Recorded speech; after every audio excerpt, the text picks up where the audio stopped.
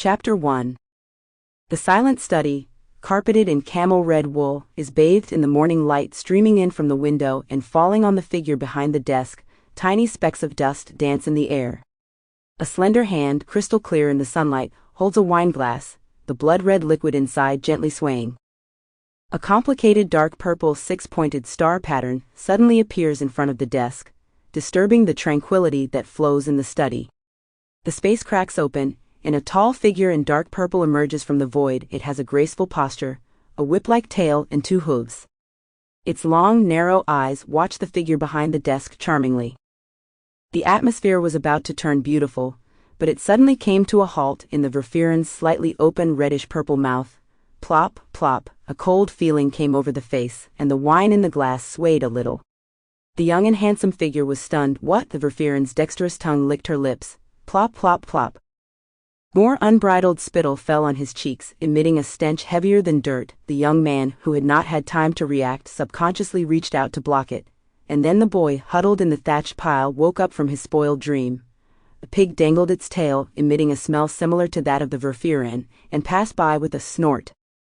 The boy fell back into the straw bale, still warm, and longed for the warmth and the temptress. His loose blue pajamas were stained, and mud spots were stuck to his grayish-black hair. The sky outside the straw hut was gloomy, and the rain was falling in a drizzle. Dripping from the holes in the roof, the splashing mud spots were one of the culprits that woke him up. Today was the third day since he had passed through that door and entered this world. After wandering for hours through the forest and meadows with his young body, he had not found the culprit behind the carved wooden door that appeared and disappeared out of thin air. Annan, who did not want to stay in the forest where the wolf howled when night fell, followed a dirt road in the dusk to a small town that seemed to be in the Middle Ages. Then began a magnificent, thrilling, fantastical, and starving career. This is not the medieval world as you know it.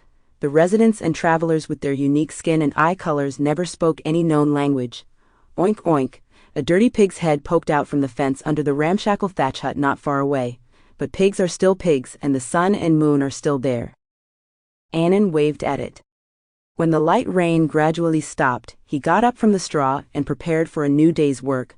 Pushing open the straw beneath him, Annan put the copper coins he had earned the previous 2 days into his pocket. The dark sky after the rain was foggy, and the moisture carried by the wind made people shiver.